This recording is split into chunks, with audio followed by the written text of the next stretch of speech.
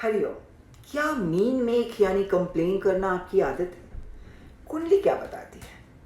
सोचने वाली बात है, लेकिन बहुत सच्चाई के साथ। क्या आप हर बात में मीन मेक निकालते हैं यानी कंप्लेन करते हैं?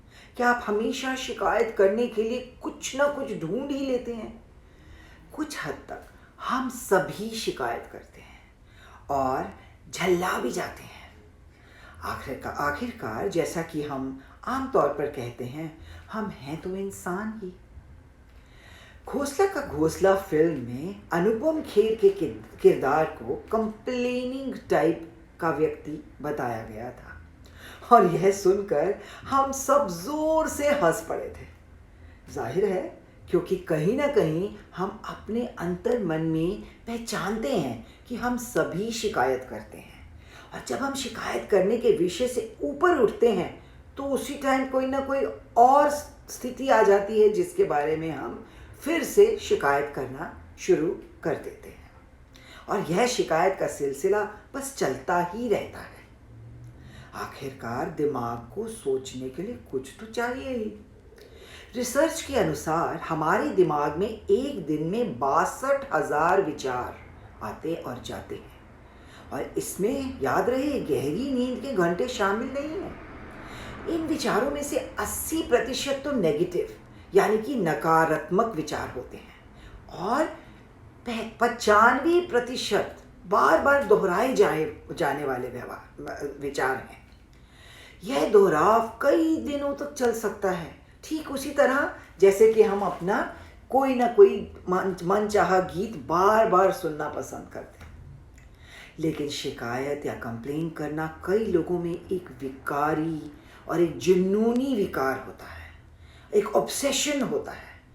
चाहे वह मौसम हो, भोजन हो, काम हो, लोग, यहाँ तक कि अपने व्यक्तित्व के बारे में भी वह शिकायत ही करते रहते हैं और व्यवहारिक रूप से बार बार झल्लाहट दिखाते हैं।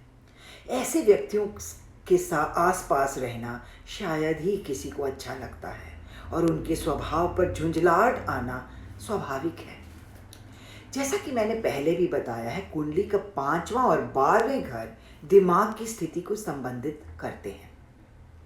लग्नेश यानी कि प्रथम भाव से जुड़े ग्रह हमारे व्यक्तित्व और हमारे दृष्टिकोण को दर्शाते हैं। जब भी इन तीनों क्षेत्रों में शनि या चंद्रमा का संयोजन होता है तो मन नकारात्मकता और आलोचना से भर जाता है, और यदि केतु के साथ जुड़ा हुआ हो तो साथ साथ डिप्रेशन और आत्महत्या के विचार भी आ सकते हैं। यदि इन क्षेत्रों में बुध, केतु और चंद्रमा का संयोजन हो तो मन में विचारों का सिलसिला रुकता ही नहीं है, और शिकायतों का दौर 24 घंटे बस रुकने का नाम ही नहीं लेता है। जब भी इन तीनों घरों में से किसी एक घर में 4 या अधिक ग्रह एक साथ बैठे होते हैं तो मानसिक विकार हो सकता है। बहुत अधिक आलोचना की आदत हो सकती है, और कभी कभी ऐसे लोग बहुत ही आत्म केंद्रित यानी कि सिर्फ अपने ही बारे में सोचते हैं। यदि इन संयोगों में कुछ ग्रह उच्च के हों या अपने घर में हो यानी उनकी परिस्थिति अच्छी हो तो व्यक्ति प्रतिभाशाली यानी कि जीनियस होता है। शिक्षा में निपुणता दिखाकर वह ऊंचे स्तर पर पहुंचता है। लेकिन जैसा कि हम अक्सर पढ़ते हैं, एक जीनियस और दिमागी विकार के बीच एक बहुत ही पतली रेखा है। उनके साथ रहना आसान नहीं होता, और अपनी प्रतिभा के कारण वे अपने मानसिक कष्टों और जुनूनी और शिकायत भरे स्वभाव से बिल्कुल बेखबर रहते हैं। शायद आज मैं भी इस समस्या के बारे में सिर्फ नेगेटिव बातों पर ही जोर दे रही हूँ। आखिर इन मनस्थितियों का कुछ उपाय तो है ही। मन को अपने संयम में रखने के लिए सबसे महत्वपूर्ण उपकरण अपनी सांसों पर नियंत्रण रखना है। लंबी सांस लेने से हमें सोचने के लिए वक्त मिलता है, और ज़्यादातर शिकायत का कारण बस दूर ही हो जाता है।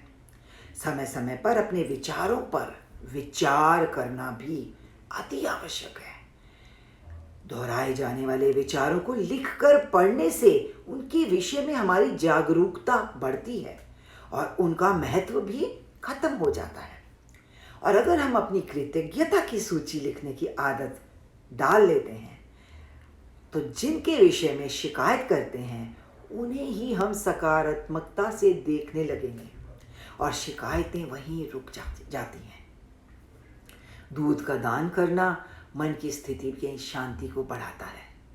बटुए में चांदी का सिक्का डालना भी दिमाग को ठंडक पहुंचाता है।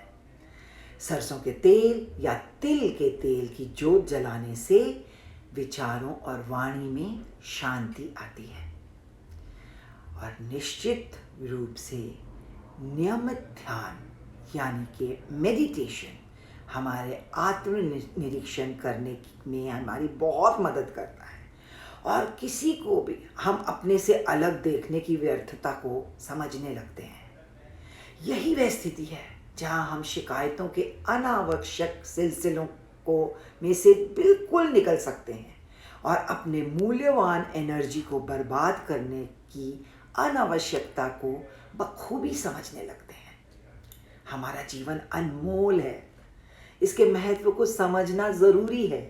जीवन के उतार चढ़ाव से कुछ ना कुछ सीखने की आवश्यकता है, तभी हम स्थिर और शांत रह सकते हैं। हरि ओम। ओम तत्सत।